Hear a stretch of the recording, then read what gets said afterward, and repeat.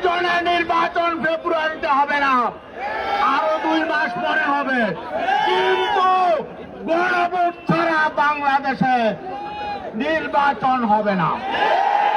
আমরা আন্দোলন মাত্র শুরু করেছি ঐক্যবদ্ধভাবে, আন্দোলন তীব্রতর হবে। আপনারা যদি আন্দোলন চান আমরা আন্দোলন দেখাবো, আর যদি আপনারা অঙ্গীকার বাস্তবায়ন করে সোজা পথে হাঁটেন তাহলে আমরাও আপনাদের সহযোগিতা করব। আসসালামু আলাইকুম রহমতুল্লাহ। নাহমাদুহু ওয়া নুসাল্লি আলা রাসূলিল কারীম, আম্মা বাদ।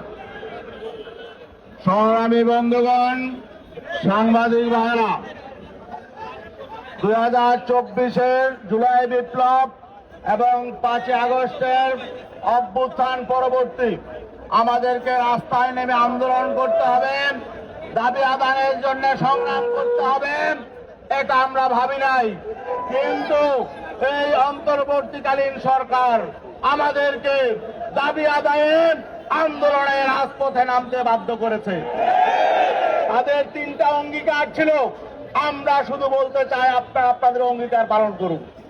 1 নাম্বার, তারা রাষ্ট্র সংস্কার করবে, আর রাষ্ট্র সংস্কারের জন্য সংস্কার কমিশন হয়েছিল, ঐক্যমত্য কমিশন হয়েছে, জুলাই সনদ হয়েছে, জুলাই সনদ স্বাক্ষরিত হয়েছে, জুলাই সনদের বাস্তবায়ন আদেশের জন্য সকল রাজনৈতিক দলগুলো একমত হয়েছে, গণভোটের ব্যাপারে একমত হয়েছে। এখন গড়িমসি কিসের? আগামী 10 তারিখের মধ্যে জুলাই সনদের বাস্তবায়ন আদেশ না হলে ঢাকা শহর আমরা লোকারণ্য করে সমাবেশ করবো ইনশাল্লাহ। আর গণভোটের তারিখের মধ্যে ঘোষণা করতে হবে। নির্বাচনের সাথে গণভোট হবে না, একসাথে তফসিল হবে না, গণভোটের তফসিল আগে হবে। আর আমরা বলেছিলাম নভেম্বরের মধ্যে গণভোট দিতে, আপনারা গড়িমসি করে সময় যাপন করেছেন। এখন যদি নভেম্বরে দিতে না পারেন, যেদিনই দেন নির্বাচন আগে দিতে হবে। প্রয়োজনে নির্বাচন ফেব্রুয়ারিতে হবে না, আরো 2 মাস পরে হবে, কিন্তু গণভোট ছাড়া বাংলাদেশে নির্বাচন হবে না। গণভোট আগে হবে, রাষ্ট্র সংস্কার নিশ্চিত হবে, তারপরে নির্বাচন।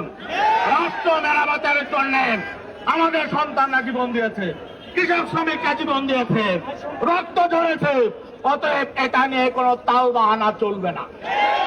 আমরা আন্দোলন মাত্র শুরু করেছি ঐক্যবদ্ধভাবে, আন্দোলন তীব্রতর হবে।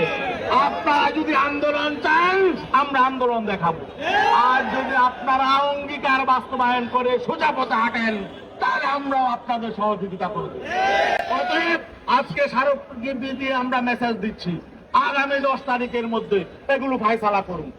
যারা বলে জুলাই সনদ লাগবে না, জুলাই সনদের প্রয়োজন নেই, সংস্কার লাগবে না, তাদের সাথে বসে আমাদের সমঝোতা করতে বলেন, এগুলো তামাশা। তারা সমঝোতা করবে না। যারা সংস্কার চায় না, যারা অতীত কর্তৃত্ববাদী আবার ফিরিয়ে আনতে চায়, যারা রাষ্ট্রটাকে বিশ্বের বুকে 1 নম্বর দুর্নীতিগ্রস্ত করতে চায়, তাদের সাথে আমাদেরকে বসে সমঝোতার কথা বলবেন না।